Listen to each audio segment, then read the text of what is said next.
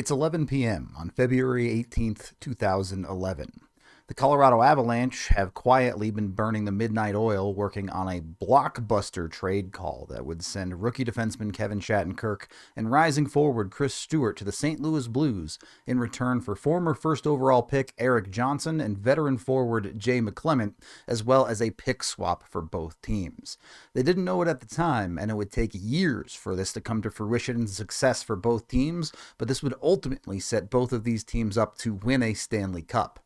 This is the Erik Johnson trade tree.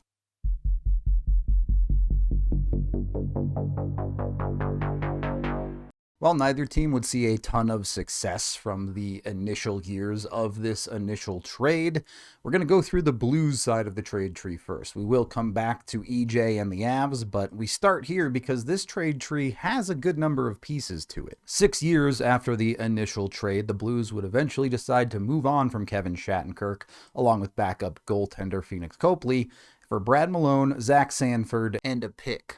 Sanford would be the first piece on this trade tree to win a Stanley Cup with the team that acquired him. He was a bit piece in St. Louis's Cup run in 2018-19. Years later, after the Cup run, Sanford would get traded a few more times in bit pieces trades that aren't really all that important, but if we step it back a little bit and take some of those other pieces, we see the big successful deal for St. Louis.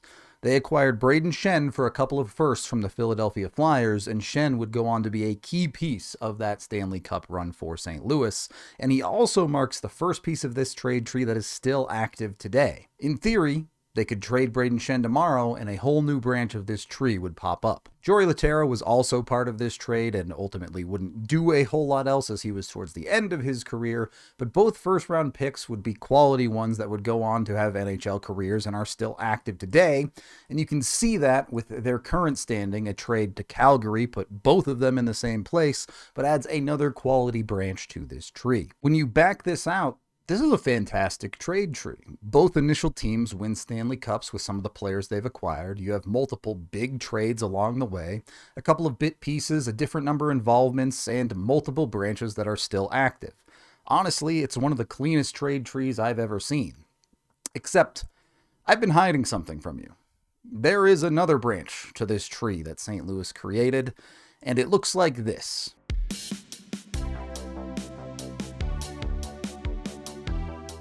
It's absolutely hideous, and I love it. Let me introduce you to what might be the most frustrating team in sports history. The Buffalo Sabres. The Sabres are the epitome of failure. They've never won a Stanley Cup, they hold the current longest playoff drought in all of North American sports, and they are just generally a completely dysfunctional organization and have been for years. They can't even win for losing. Finishing last in the league, they still manage to lose the draft lottery and miss out on Connor McDavid. No matter what they do, it just seems to lead to disaster. And that is what the rest of this trade tree is. For the most part, a giant disaster. Buffalo's initial involvement in this tree would see veteran Steve Ott and goaltender Ryan Miller sent to the Blues for a cavalcade of pieces, all of which, except for Will Carrier, would end up getting traded in relatively short order. The first branch of which is Jaro Halak in net, which would create a whole branch of this that is essentially just the state of New York swapping picks and backup goalies left and right. There are two particularly interesting parts of this tree, though. The first of which being Halak and a third sent to Washington in return for Rostislav Klesla and Michael Neuwirth. Neuwirth was a fine backup goalie for years in Buffalo as well as in other locations, but Klesla might be the smartest player on this entire trade tree. After being traded to Buffalo as a journeyman forward who'd been around the league a good bit, 3 days later, Klesla retired. He would rather quit the game of hockey than play for the Buffalo Sabres. At this point, Buffalo had only missed the playoffs for a few years in a row and weren't the modern disaster that they would become, but Klesla clearly saw the future on this one and wanted no part of the taint that the Buffalo Sabres seem to leave on everyone that passes through their halls. I'm not kidding here. Klesla may have been towards the end of his career anyway, but he literally just quit instead of playing for the Buffalo Sabres. The other interesting part comes at the 2014 NHL Draft, where the Capitals would trade up, flipping a couple of fourth-round picks for a third to draft Nathan Walker. Now, this seems like a success for Washington. Walker is a everyday NHLer, or at least was at times in his career, and they got good value. There's one minor problem, though. One of the fourths that they traded to the New York Rangers would be used to draft Igor Shesterkin. So, yeah, that's the best player on this entire branch, essentially. Years later, a couple of other bit pieces would see Jonas Siegenthaler get involved and move to New Jersey, which leaves us the one active part of this branch still in the tree. And again, if you want to flip a pick at any time, when you zoom out and look at this entire trade tree, there are no less than 5 different branches where the New York Rangers are involved, and all of them involve some sort of pick swap. So if you want to move up or down in the draft, give New York a call. That is the simplest part of this Buffalo branch or stump or whatever you want to call it for this tree.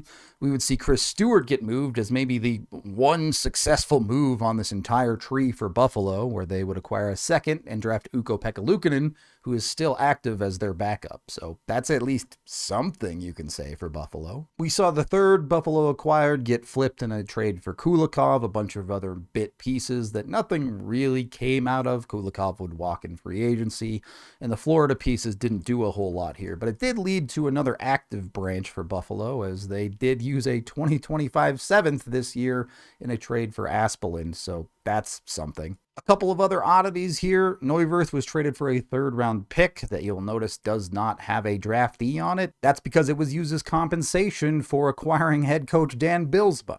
Yes, this trade has just about every way a player can get acquired or released. It's kind of ridiculous. But the real, unmitigated disaster that causes this hideous trade tree is this. The Sabres create another blockbuster, this time with the Winnipeg Jets, where the Jets get Joel Armia, Brendan Lemieux, Tyler Myers, Drew Stafford, and a 2015 first that would go on to be Jack Roslovic. No crazy pieces there, but on the other side, the Sabres acquired Zach Bogosian, Evander Kane, and Jason Kasdorf. Somehow the Sabres side of this tree is actually the calmer one, but it did involve Evander Kane, so you watch the Sabres turn this asset into virtually nothing in record time. Kane, of course, would go on to have his contract terminated in San Jose for his off-ice issues, and the Sabres would get a couple of picks and a pretty unimportant prospect. The first-round pick they acquired would be moved to acquire Brandon Montour, only to flip Brandon Montour to the Florida Panthers a few years later, and this brings us to our final Stanley Cup winner of this tree. Brandon Montour, just a few years later, would be a key part of the Florida Panthers' first Stanley Cup win as an organization, and that brings you to the total success of the Stanley Cups on this tree. You look at this entire tree, we'll get into the rest of it in a second, but you have circled here, here, and here. These trades are the only ones that led teams to Stanley Cup wins, or at least contributed to teams' Stanley Cup wins. All of this other branches, trades, and all this nonsense of shuffling pieces around the board and teams trying to find success has ultimately led to failure. It's a bunch of nothing for a few small successes for just a few of the teams involved across the entire tree. 4 total trades that won Stanley Cups or helped win Stanley Cups for 3 different teams. This despite 23 unique teams being involved somewhere on this tree. Look, I do truly believe the Buffalo Sabres are the most incompetent modern sports team to exist, but the Winnipeg Jets give them a run for their money in this tree. All of these pieces would eventually get moved in one way or another out of Winnipeg, and it started off with Drew Stafford getting flipped for a pick that ultimately didn't go anywhere. The same can sort of be true for this Joel Armia trade, where it was essentially Winnipeg dumping a bunch of stuff to Montreal for nothing. And then we enter the next dimension of this tree with the Kevin Hayes trade. The Jets would acquire Hayes from the Rangers for picks and Brendan Lemieux, and we would see this spiral out into various different things, as Hayes would get traded a few more times, first to Philadelphia and then to St. Louis as they jump back into this trade tree, only to flip him back to the Penguins, and we see a number of picks play out here that ultimately are yet to be determined on what their value actually holds. The other side of this is New York taking some of these pieces and having it be part of the Jacob Trouba trade, which would send Neil Pionk over to Winnipeg. Trouba, obviously, this past offseason had his own trade tree continued on with a bunch of active pieces, with Anaheim, including Chris Kreider, being involved at one point. These teams just love retrading for assets up and down this tree. It's very weird. We also see Brendan Lemieux spring another trade tree, which is a weird piece to create such a large trade, but it doesn't ultimately result in much more than a bunch of pick swaps at the end of it. Some of these picks, however, were part of an offer sheet deal between St. Louis and Edmonton, so that's another way that isn't technically a trade that you can move on from some assets. And we are not done yet. No, this trade tree also includes the Patrick Laine, Jack Roslovic for Pierre-Luc Dubois trade. Honestly, if you are a significant piece in this trade tree, it's nearly guaranteed that you're going to get traded at least once, if not a few more times. It's incredible how many teams jump into this trade tree off of one blockbuster deal, and there have been 4 or 5 significant trades throughout it. The Dubois trade saga is in here as he now resides in Washington and leaves us with a number of active branches. And the Roslovic-Laine one still sits where it does today as well, with Laine still in Montreal. And that sums up this massive trade tree, a ridiculous number of trades with various different blockbusters and bit pieces, many leading to quality players, but many leading to nothing.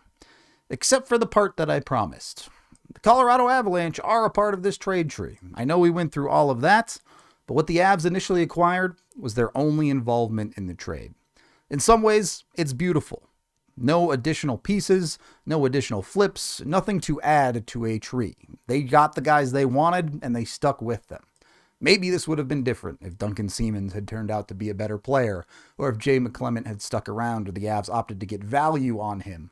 But those two pieces ultimately walked in one way or another and left the Avs with just Erik Johnson, who would become a core piece of the Colorado Avalanche for more than the next decade. Through the tough years, he would be their #1 defenseman, carrying the team at times on the back end. And as the team improved and he progressed into his later years, he was a key component of the locker room. Whether being the #1 guy when the core stayed together after the Matt Duchene trade, looking to him to be the heart of this team, or eventually finding that ultimate success 11 years after the initial trade where the Avs won the Stanley Cup and Erik Johnson found his way to celebrate with his team.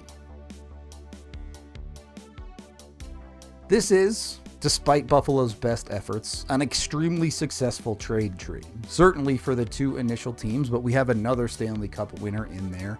And on top of all of that, there are numerous active branches. It's entirely possible that this trade tree will continue on for the next couple of decades, creating and affecting the success of teams across the league. Many of the bigger trade trees end up this way, interwoven and tying into numerous other trades. And if you're willing to backtrack from every piece, I imagine you could just about tie the vast majority of significant NHL trades together, going back in history all the way back to some of the first ones. But the start point of this trade tree is a little bit special.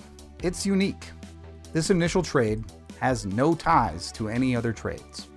All of these assets were connected to their team either via free agency or were drafted by their initial teams. So this stump of the tree stands alone and everything gets built out from it. There is no one recipe for success in the NHL when it comes to trades. Maybe you find your guy and you stick with him like the Avs, or maybe you continue to flip assets until you find the key pieces you need to get across the finish line the way the Blues did. In the Avs case, when they won their Stanley Cup, Erik Johnson was the longest tenured member of the team. So he was the first piece of many that hopefully we will be covering in every single trade tree that led to the Avalanche 2022 Stanley Cup. If you enjoyed this video, consider sharing it around, either online or with your friends or wherever, because views mean a lot to a video like this. And a trade tree like this took a ton of work, both in research and creation from myself, but also the amazing production team over at DNVR that made it look so pretty. So please give it a like, subscribe, or tell somebody about it so more people can enjoy these trade trees and we can continue to make this series. If you want to view every intricacy of this trade tree, I put a link in the description with the entire image where you can pick at every detail. I do recommend you be careful with it though, because it's a giant file that you have to work through, but go check it out if that's your thing. That is the end of this trade tree video. Thank you for watching. I am Rudo, and do you guys like trade trees as much as I do?